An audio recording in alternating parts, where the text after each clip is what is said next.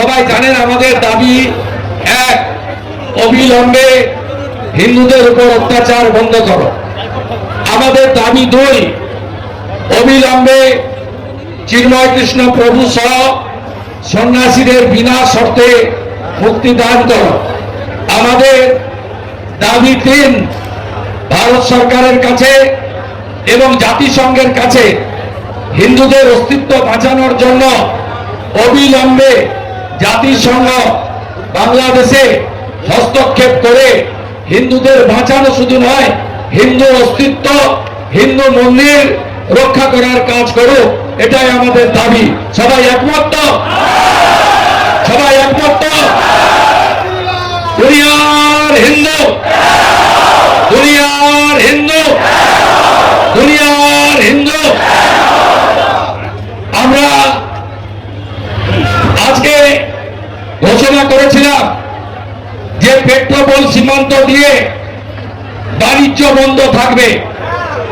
আজকে সকাল 6টা থেকে বাণিজ্য বন্ধ আছে এবং আমি ধন্যবাদ জানাবো যে এটা 24 ঘন্টা চলবে, আগামীকাল সকাল 6টা অবধি। এটা আমরা ট্রেলার দেখিয়ে গেলাম। এর পরের সপ্তাহে অত্যাচার বন্ধ না হলে, প্রভু মুক্তি না পেলে আমরা 5 দিন বন্ধ করব। তারপরে আমরা 25 সালে লাগাতার বন্ধ করে ওদের আলু পেঁয়াজ কি করে খায় আমরা সেটা দেখিয়ে দেব। আমাদের নাম ভারতবর্ষ। ভারতবর্ষের পতাকা যারা পদদলিত করেছে, আমরা বলে যাই 71-এর রাজাকারের মতো, যেমন পাকিস্তানের আর্মি চিফ নিজামি আত্মসমর্পণ করেছিল, এই রাজাকারের নতুন বাচ্চাদের ভারত আত্মসমর্পণ করাবে এবং আত্মসমর্পণ করাবে। ভারত আজকে একটা দেশ নয়, পৃথিবীর একটা শক্তিশালী রাষ্ট্র। নরেন্দ্র দামোদর দাস মোদীর নেতৃত্বে এই দেশ রাশিয়া ইউক্রেনের যুদ্ধ বন্ধ করে 30,000 ভারতীয় ছাত্রছাত্রীকে মোদীজি বায়ুসেনার প্লেনে একদিনের মধ্যে ফেরত আনতে পারেন। এর নাম ভারতবর্ষ। এই ভারতবর্ষ G20 নেতৃত্ব দেয়। এই ভারতবর্ষ 12তম নয়, আজকের বিশ্বের 4র্থ শক্তিশালী অর্থনৈতিক দেশ। এই ভারতবর্ষ, এই হিন্দু সমাজ আমেরিকার প্রেসিডেন্ট নির্বাচনে ট্রাম্পকে জিতাতে পারে। তাই আমরা ভারতে নয়, আজকে বিশ্বের শক্তিশালী রাষ্ট্র। ফাঁসি মারাতে অনেকগুলো শব্দ দানব রাখা আছে, দুটো যদি ঘুরিয়ে দেয় না, ভারতের বীর সেনারা ছুটে পালিয়ে যাবে এই মোল্লা ইউনূসের দল। লড়াই করবেন তো? বাংলায় হিন্দুদের এক করবেন তো? ঐক্যবদ্ধ করবেন তো?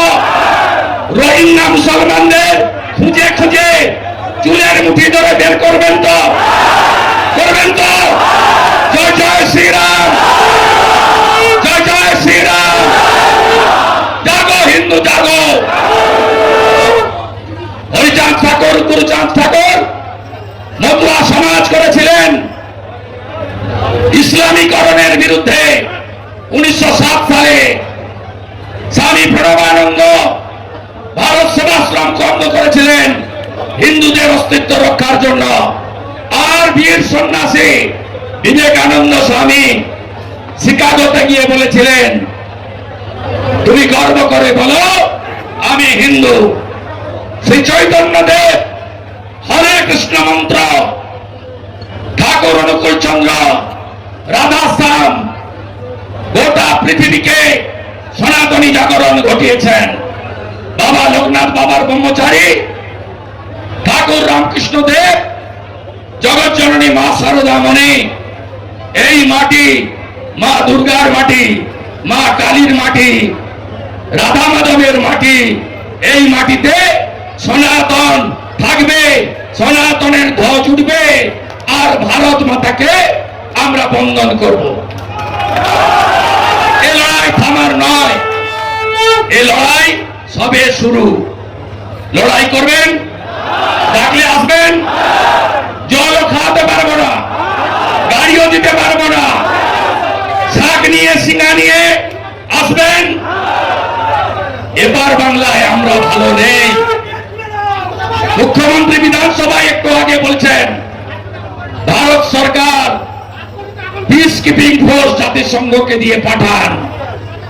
মাননীয় ফালাকাটায় দুর্গা মণ্ডপে ঢুকে যখন জিহাদিরা বলল শাক বাজাবেন না, উলুধ্বনি দেবেন না, ঢাক বাজাবেন না, কোথায় ছিল আপনার পুলিশ? মাননীয় গার্ডেন রিচে দুর্গা মণ্ডপে ঢুকে বলল গীতা পাঠ, চণ্ডী পাঠ, মন্ত্র উচ্চারণের মাইক বন্ধ করো, কোথায় ছিল আপনার পুলিশ? মাননীয় হাওড়ার শ্যামপুরে 5টা দুর্গা মূর্তি ভাঙল বিজয়া দশমীতে, কোথায় ছিল আপনার পুলিশ? কার্তিক পুজোয় বেলডাঙ্গাতে সব হিন্দুকে মেরে মন্দির ভেঙে শেষ করলেন, কোথায় ছিলেন আপনি? ওপারে ইউনূস যাহা, এবারে মমতা ব্যানার্জি তাহা। এ লড়াই বাঁচার লড়াই, এ লড়াই টিকে থাকার নয়, অস্তিত্ব রক্ষার লড়াই। সংখ্যা আমরা কমছি, ওরা বাড়ছে। বিএসএফ কে জমি দিচ্ছে না, হু করে ঢুকছে। আমরা সব রোহিঙ্গা কোথায় আছে বলে দেব, চিহ্নিত করে দেব।